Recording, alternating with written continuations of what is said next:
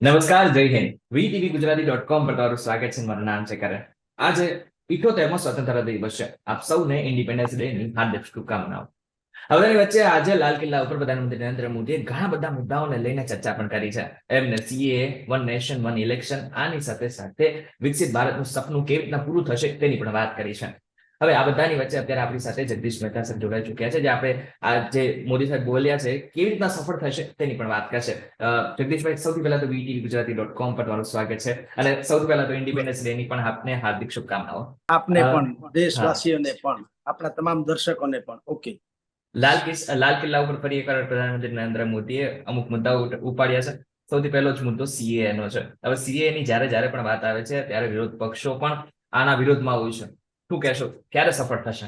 જુઓ મિત્ર, actually 98 minute 98 minute એના ભાષણમાં તમે લગભગ 70 મિનિટ તમે જુઓ તો એ એમને રૂટીન જેવું લાગ્યું.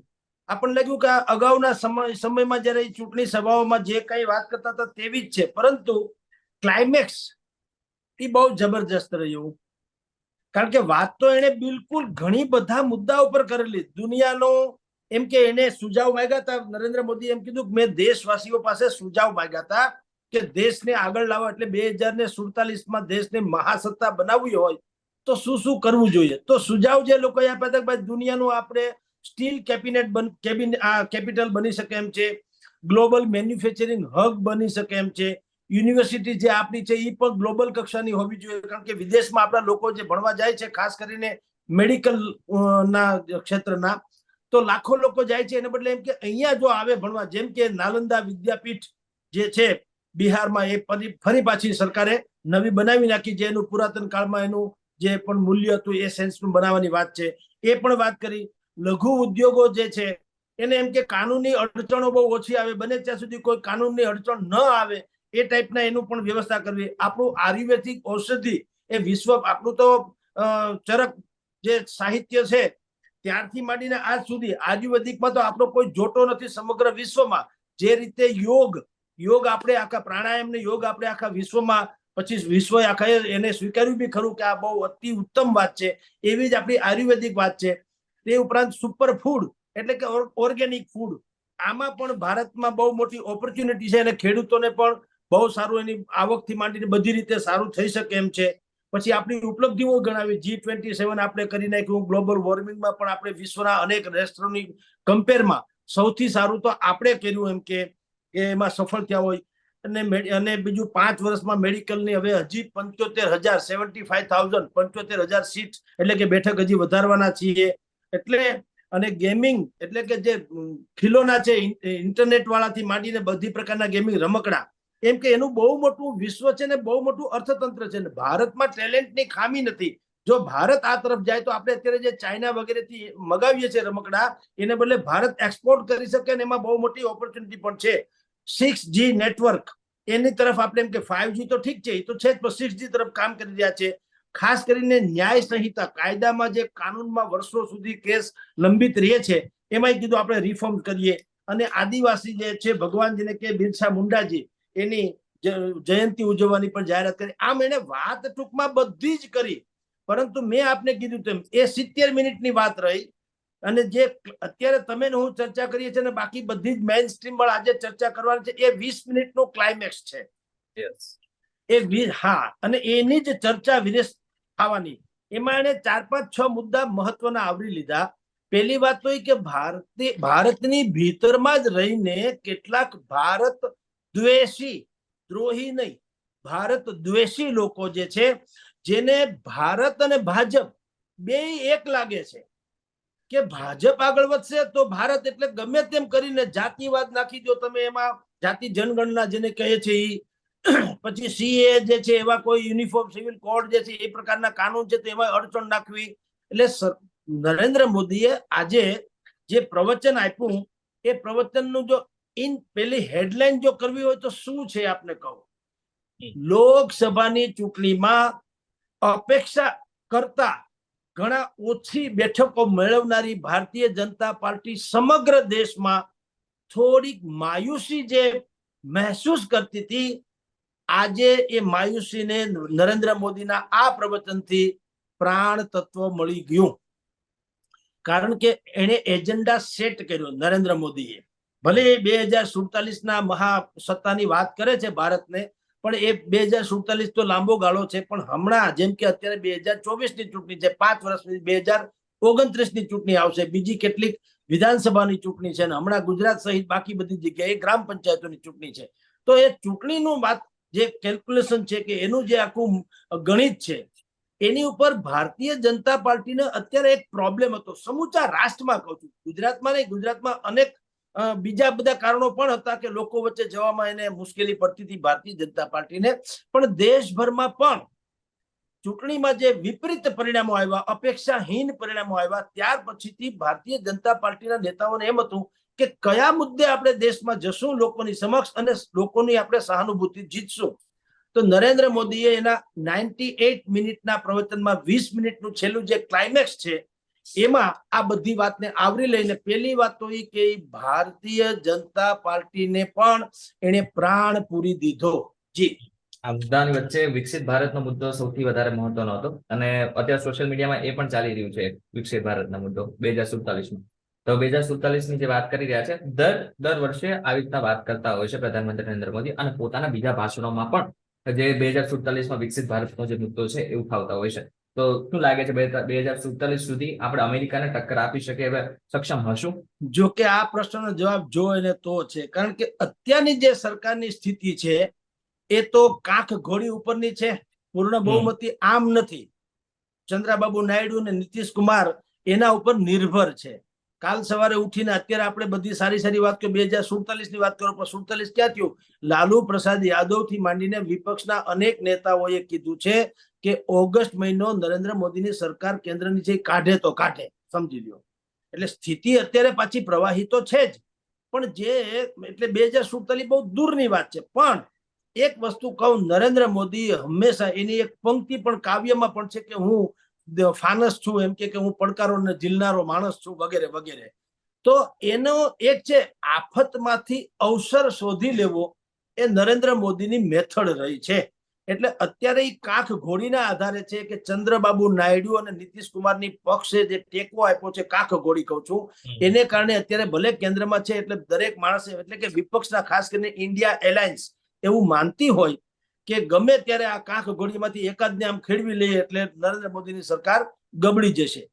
પણ નરેન્દ્ર મોદી પણ કોઈ કાચા રમકડાનો માણસ તો છે નહીં. એને પગડા ખેલવામાં કઈ કોઈ પહોંચે એમ નથી, પોલિટિકલી લાગે વધીએ ત્યાં સુધી. આજે એને શું કર્યું કે પહેલી વાત તો એ કે ભારતીય જનતા પાર્ટીની પહેલા તો હતાશા દૂર કરી દીધી, અને એક એવો પ્રાણવાયુ તો નાખ્યો છે કે એના જે કટ્ટર ટીકાકાર લોકો હતા અથવા તો છે, એને પણ એમ થયું કે અત્યારે ચુનાવી માહોલ નહીં હોવા છતાં 2047ના વિકસિત રાષ્ટ્રની વાત કરીને નરેન્દ્ર મોદીએ એટલા બધા મુદ્દાને આવરી લીધા કે એ મુદ્દા લઈને જો ભારતીય જનતા પાર્ટી પાછું સમાજમાં જાય તો એને જે પેલા 2014 ને એ રીતે જે મળતું હતું સમર્થન, એવું મળવું સંભવ છે. નંબર 1. નંબર 2, નરેન્દ્ર મોદીએ 2047નું જે બ્લુ પ્રિન્ટ, માની લ્યો કે એને થોડુંક ખાતા વહી તૈયાર કરી છે, તો સાવ ઉપલગ નથી. એને બધી વાતે કરી છે ને કે બિહારમાં જે નાલંદા વિશ્વવિદ્યાલય એક જમાનામાં હતું, વિશ્વભરના લોકો ત્યાં ભણવા આવતા હતા, અને આપણી પાસે શું નથી? આપણી પાસે વેદનું, શાસ્ત્રોનું આટલું પુરાણ છે. આપણે સૌથી ધનાઢ્યમાં ધનાઢ્ય એવી પ્રાકૃતિક સંપદા ધરાવીએ છીએ. આપણું આયુર્વેદિક છે, જે વિશ્વને અત્યારે જરૂર છે. બધા એલોપેથીની દવાઓ ખાઈને બધા પોતપોતાને જાતને બીમાર કરી રહ્યા છે. હવે જગતમાં આયુર્વેદિકનો જે નવો આયામ થઈ રહ્યો છે, એમાં ભારત જેવું તો ક્યાં કોઈ પાસે છે.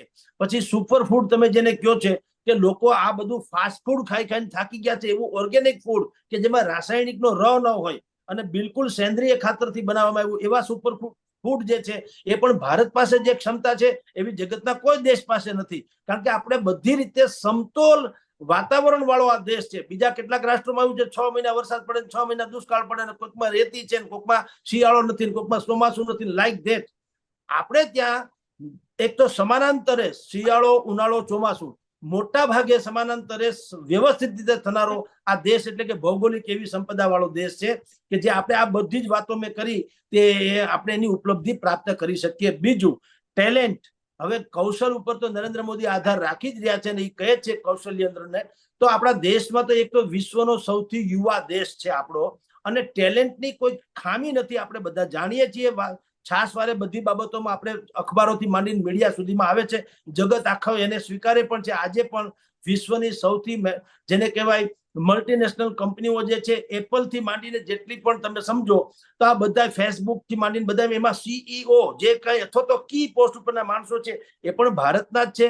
અને અમેરિકામાં અત્યારે લડી રહ્યા છે મૂળ ભારતીય છે એવા જ કમલા જે બેન છે લડી રહ્યા છે, એ પણ આપણા જ મૂળના છે. અને બાકીના અનેક રાષ્ટ્રોમાં જેમ કે બ્રિટન સહિતના રાષ્ટ્રમાં તો આપણી જ બધા બોલબાલા છે ચારેકોર. એટલે દેશ પાસે મહાસત્તા બનવાનું મટીરિયલ તો છે જ. એ મટીરિયલનું મેકેનિઝમ કરીને ઉજાગર કરવાની વાત છે, જે નરેન્દ્ર મોદીએ કીધું કે આ મારો ત્રીજો ટર્મનો જે 3-0 નો કાર્યકાળ છે, એમાં હું 2047 માટે 24/7 એટલે હું ટૂંકમાં 24 કલાક હું એ કામ કરવા માટે તેને સક્ષમ છું, અને તો એ એચીવ થઈ શકે એમ છે ભાઈ. જી, બાંગ્લાદેશમાં અત્યારે જે સિચ્યુએશન ઉભી રહી છે જગદીશભાઈ, અને એના લીધે અત્યારે જો કે બાંગ્લાદેશના જે પીએમ હતા શેખ હસીના, એમના તો સીધો આરોપ વ્હાઇટમેન એટલે કે સીધો આરોપ અમેરિકા ઉપર મૂકેલો હતો. હવે બીજો એવો પણ આરોપો મૂકી રહ્યા છે લોકો દ્વારા, અને ઘણી બધી યુટ્યુબ ચેનલ પણ એવું કહી રહ્યા છે કે હવે ભારતનો વારો છે. એટલે કે આવી જે સિચ્યુએશન બાંગ્લાદેશમાં થઈ એવી સિચ્યુએશન ભારતમાં પણ થઈ શકે છે. આજનું ભાષણ આપણે જોઈ લીધું. આજનો જે મુદ્દો હતો એ 2047 નો વિકસિત ભારતનો નીવ રાખવાની મુદ્દો હતો. હવે આ બધાની વચ્ચે બાંગ્લાદેશ જેવી સિચ્યુએશન ભારતમાં આવી શકે ખરા? આવી શકે એટલે કે આવશે નહીં, પણ કોશિશ ચોક્કસ કરે છે અમુક તત્વો. એની કોશિશમાં ચોક્કસ છે, પરંતુ આપણું બાબા સાહેબ આંબેડકરનું બંધારણ એવું બેસ્ટ છે કે આપણે ત્યાં આવી લશ્કરી બગાવતો સંભવ નથી, અને એવી ટોળાશાહી પણ સંભવ નથી કે જે બાંગ્લાદેશ ઇત્યાદિ રાષ્ટ્રોમાં થયું છે. હા, કેટલાક લોકોને લાળ ટપકે છે, જેમ કે સલમાન ખુરશીદ, કોંગ્રેસના દિગ્ગજ નેતા છે સલમાન ખુરશીદ, એને તો વાત કરી જ છે કે ભારતમાં પણ બાંગ્લાદેશ વાળી થઈ શકે. આ બધા શું છે? હાસ્યામાં ધકેલાયેલા, નિરાશામાં ગરકાવ થયેલા, પોતાની રાજનૈતિક જે ભવિષ્ય જે છે એને ગુમાવી ચૂકેલા, અને કોઈ પણ ભોગે બાય હુક એન્ડ કુક સત્તા હાંસલ કરવાની ખેવના વાળા જે કેટલાક લોકો છે, ખાસ કરીને એમાં ઇન્ડિયા એલાયન્સ નું નામ આપવું જ પડે, કારણ કે એ બધા જ જે ભેગા થયા છે કેવળ ને કેવળ સ્વાર્થ ખાતર ભેગા થયા છે. એકબીજાના વિચારો એકબીજાની સાથે ક્યારેય એને સમિલિત થાય નહીં એવા છે. બધા વિપરીત વિચારો વાળા છે, પણ બધાનો કોમન એજન્ડા શું છે? નરેન્દ્ર મોદીને હટાવો અને આપણે ગાદીએ ચડી બેસો. એટલે આ લોકો બધા ધીરે ધીરે કહી રહ્યા છે. તમે જુઓ, ભારતનું જે કાંઈ પણ વસ્તુ હોય, ઇન્ડિયા એલાયન્સને હંમેશા એમ લાગે વિદેશના લોકો કે એના ઉપર વધુ ભરોસો મૂકે. જેમ કે હમણાં અમેરિકન કંપની જે છે, શોર્ટ લિસ્ટ કંપની હિન્ડનબર્ગ, હવે એને જે અહેવાલ આપ્યો કે અદાણીનું આમ હતું, સેબીમાં ફલાણે રોકાણ કર્યું હતું, બધું ગપલો છે. હવે પછી દૂધનું દૂધ ને પાણી તો શેર બજારે સ્વયં કરી નાખ્યું કે શેર બજારમાં કોઈ બહુ મોટો ઉથલ પાથલ ન થયો. તેમ છતાં રાહુલ ગાંધીએ પણ એ મુદ્દો ઉપાડ્યો, ને હવે 22મી તારીખે ઇન્ડિયા એલાયન્સ જે છે એ રાષ્ટ્રભરમાં આખા દેશમાં આ મુદ્દે કે ભાઈ સેબી અને આ બધા ઉદ્યોગપતિઓને બધા મિલી ભગત છે ને અર્થતંત્રને બધા કેપ્ચર કરે છે વગેરે વગેરે. તો એ લોકોને શું છે? વિદેશના લોકો કે છે સાચું, આપણા દેશના માણસ કે છે એ સાચું નથી લાગતું. એટલે એ લોકોને એકદમ નિરાશામાં આવી ચૂકેલા લોકો છે, અને એને પ્રત્યેક વાત નકારાત્મક જ લાગે છે. એને ક્યારેય એવી વાત નથી લાગતી કે ભાઈ દેશમાં કંઈક સારું બી થઈ રહ્યું હોય ને તો તમે બેલેન્સ કરો તો વધુ સારું રહે. પરંતુ નકારાત્મક એટલા માટે કે એની પોતાની જે એક કોર વોટ બેંક હતી મુસ્લિમ કોમ્યુનિટીની, ખાસ કરીને હવે એમાં ભાગલા પડી ગયા. કારણ કે હવે ઓવેસી બંધુઓ જે છે મેદાનમાં છે, એટલે એ પણ કેટલાક મત કાપી નાખે છે. પછી સમાજવાદી પાર્ટી અખિલેશ યાદવ, એને પણ કેટલાક માફિયાઓથી માંડીને બાકીના સમાજની જે કઈ ભડકામણી વાતો કરવાની હોય એ કરી લીધી. એટલે અત્યારે ઉત્તર પ્રદેશમાં આપણે જુઓ, લોકસભાની ચૂંટણીમાં જે નુકસાન થયું ભારતીય જનતા પાર્ટીને, એ શું કામ થયું? કોંગ્રેસ અને સપા, જેને રાહુલ ગાંધી અને ભાઈ અખિલેશ યાદવ બે ભેગા થઈ ગયા, એટલે એને વોટોનું ધ્રુવીકરણ કર્યું. તો કોંગ્રેસની જે મૂળ વોટ બેંક હતી, ખાસ કરીને જે માઇનોરિટીઝની, એ તો હવે ખસકી ગઈ. એટલે આ લોકો તો અનાર્કી જે શબ્દ નરેન્દ્ર મોદીએ પણ વાપર્યો, દેશ આખો અનુભવી રહ્યો છે અરાજકતા. હવે અરાજકતા ભલે ફેલાય, પણ દેશમાં એવી જ વાતો કરો કે બંધારણ, તમે જુઓ કે બંધારણ ખતરામાં છે, અને પછી જયારે એની ફેવરની વાત આવે, જેમ કે હમણાં ભાઈ મનીષ સિસોદિયા, એ પણ બંધારણ ખતરામાં છે. એ ટોળકીના જ એક સભ્ય હતા એક સમયે. હવે જયારે સુપ્રીમ કોર્ટમાંથી એને ચુકાદો મળ્યો ત્યારે શું કીધું કે તાનાશાહીની હાર થઈ છે અને બંધારણની જીત થઈ છે.